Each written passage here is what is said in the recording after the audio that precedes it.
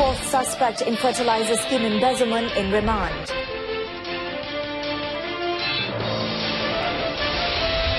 KTMB rail services to be fully restored by Tuesday.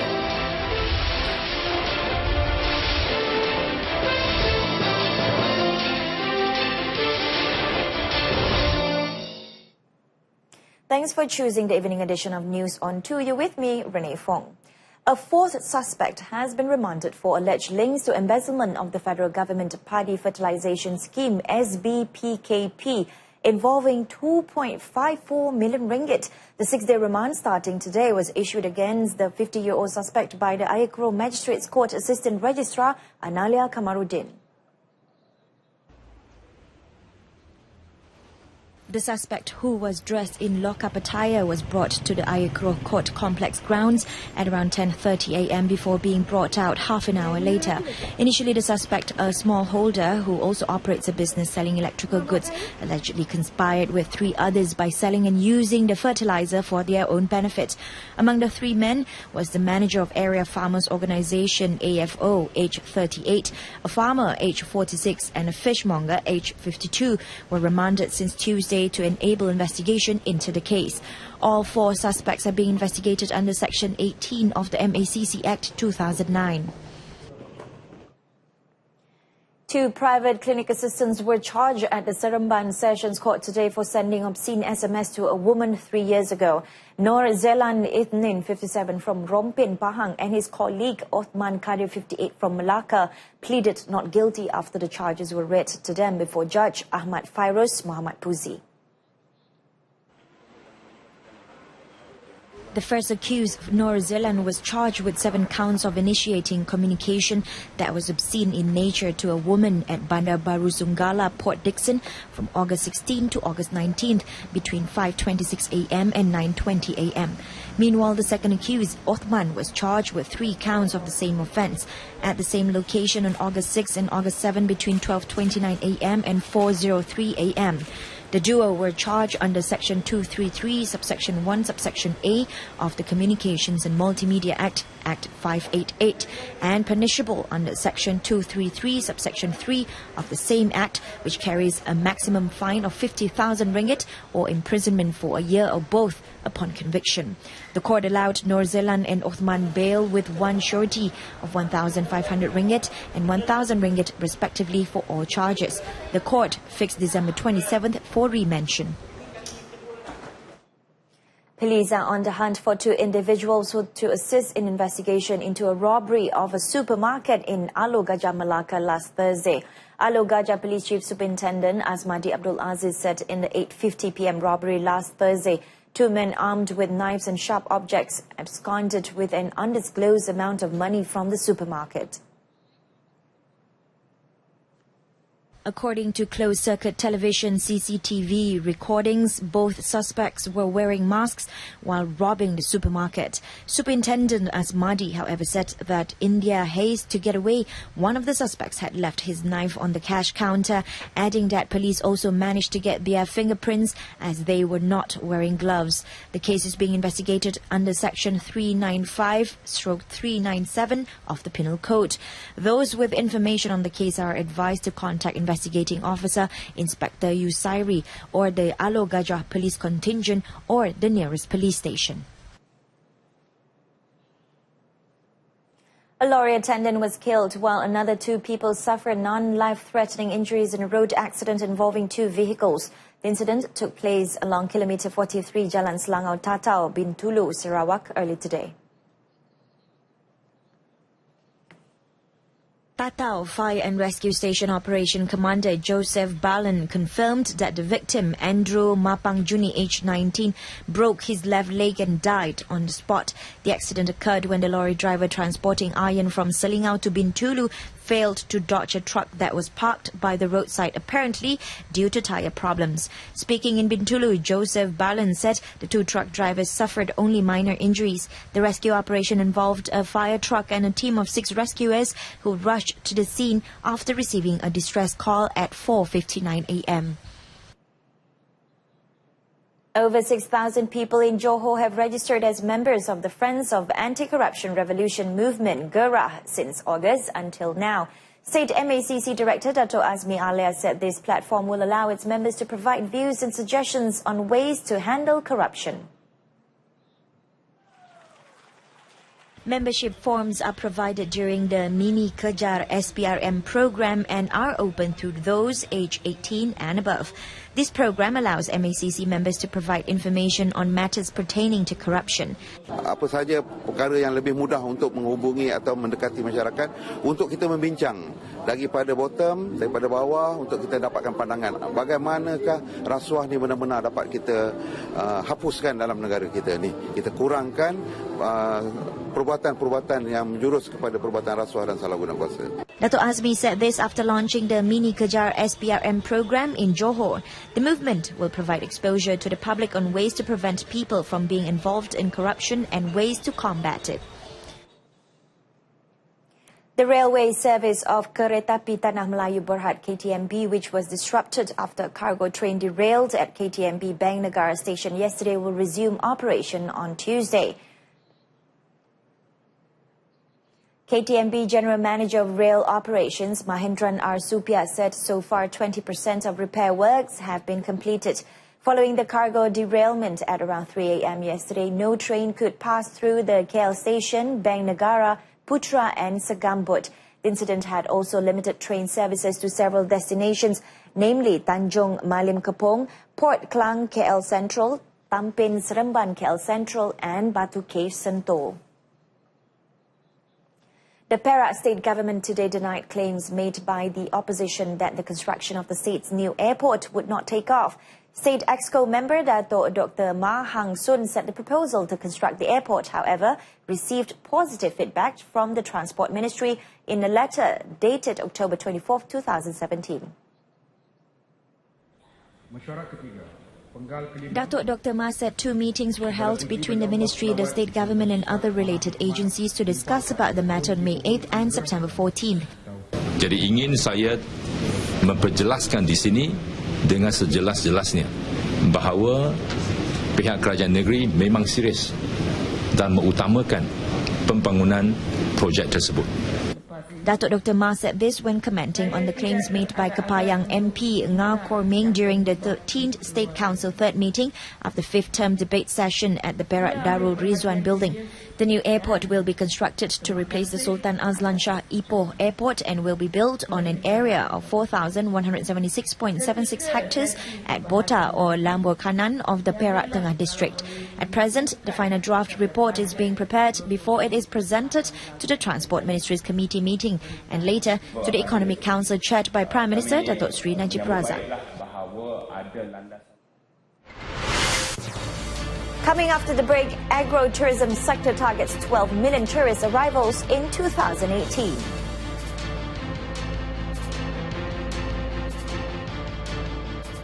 CIMB Principal Asset Management Berhad Chief Executive Officer Munira Khairuddin says the country's bond market is growing in tandem with the progress in ASEAN economies over the past decade, with a combined market size of US $1.19 trillion in June 2017. The achievement was largely attributed to various incentives and policies carried out by the government.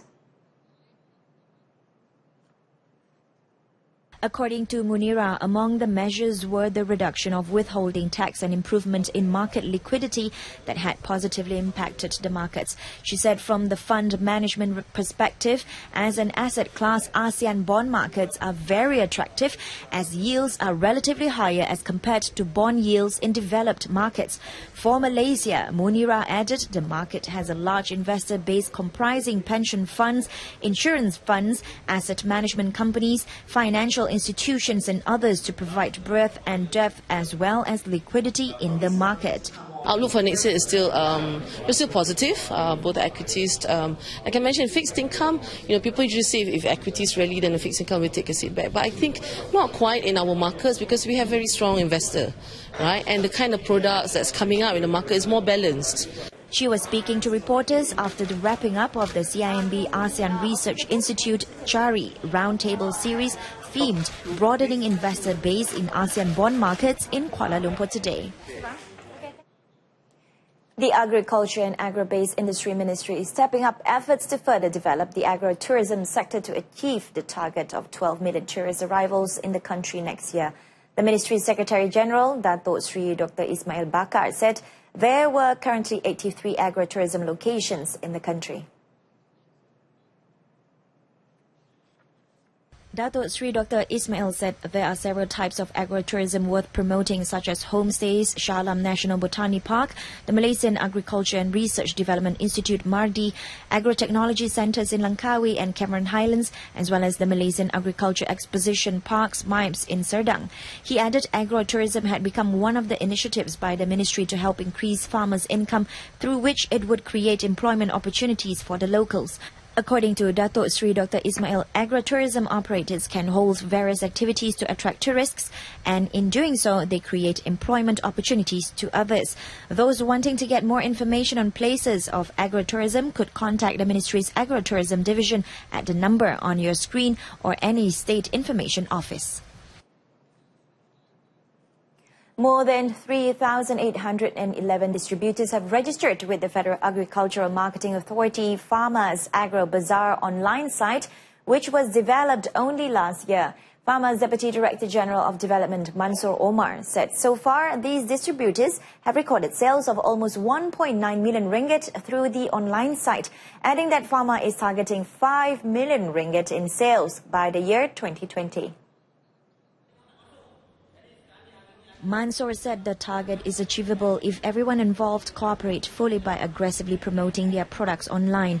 Pharma has recorded some 18,000 buyers through the Agro Bazaar online site, although Mansoor added that there is still room for improvement. He hoped that companies which had already registered with Pharma will promote and create awareness to the public on the existence of the online site and also encourage other businesses to register with the online site.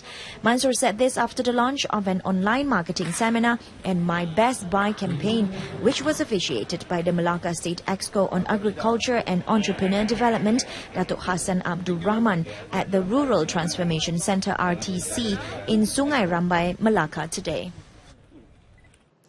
Domestic Trade, Cooperatives and Consumerism Ministry is expecting 1,000 franchise companies to register with the ministry by the year 2020. According to the Ministry's Director of Research and Policy Division, Siti Aisyah Ismail, to date there are 8,044 companies registered with the ministry. Jadi kaedah pelaksanaan franchise ini kita harus pelbagaikan. Bukan saja dari segi pelaksanaan premisnya tetapi juga dari segi promosinya juga.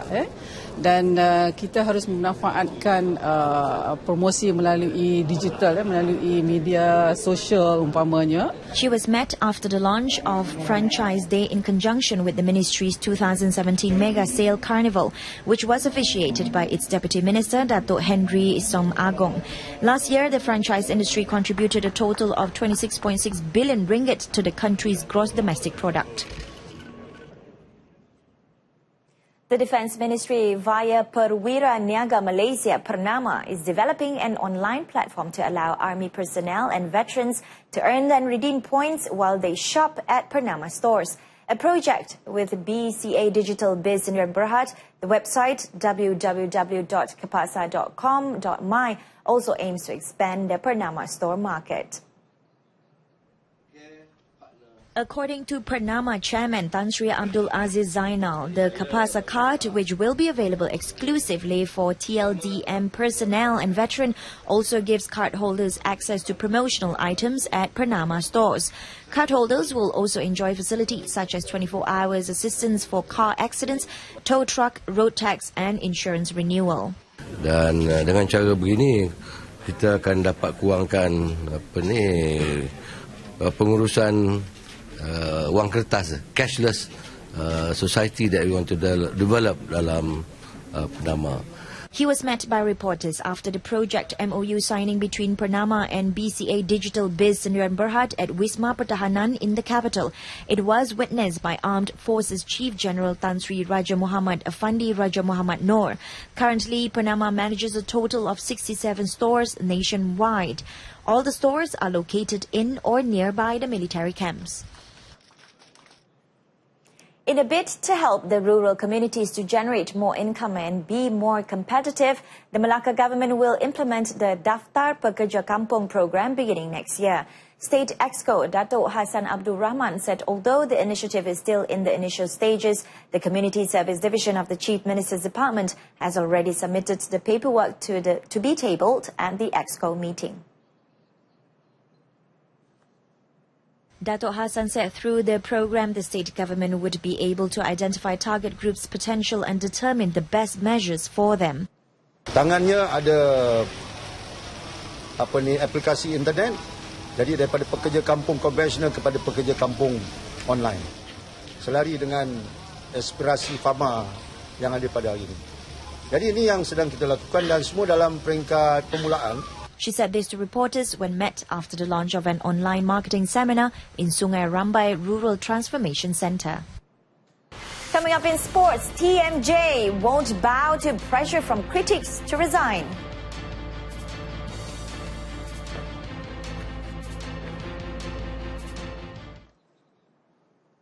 Football Association of Malaysia FAM President Tunku Ismail Sultan Ibrahim says he will not bow to pressure and quit the national body, despite the many negative criticisms thrown at him.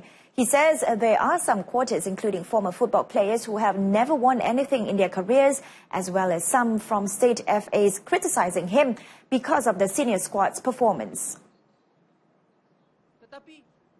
Tunku Ismail explained that it's been less than a year since he took over as FAM president and that the critiques should give him at least 3 years to deliver the goods. He also explained that the 5 foreign player rule would be a financial boon for the M-League as it would increase viewership among regional countries. Tetapi, mengapa saya fight for hak penyiaran? Because saya nak membantu sistem bola sepak tanah air. Dengan cara tak langsung, ia akan membantu kerajaan-kerajaan negeri masing-masing. Tak payah nak keluarkan duit banyak sangat untuk tanggung bola sepak. Kerana duit kerajaan adalah duit rakyat. Jadi, bagi hak penyiaran. Yang bagus. Apa sponsor dia dapat is your bonus. Tetapi dengan bersyarat, mesti ada program akaunti. Mesti send your auditing. Mesti naikkan taraf football facility. He said that 3 years ago, he was the only person who spoke about teams needing television rights to survive financially. On the national team's declining world ranking, Tunku Ismail admitted that it would continue to go down even further. But he believes the future is bright thanks to the rising talent from the under-23, under-19 and under-16 teams. And that concludes this evening's News on 2. In our top story, 4th suspect in fertilizer scheme embezzlement remanded for 6 days. Join us again at 12:30 tomorrow afternoon. I'm RENEE FOONG. Have a pleasant Friday night evening.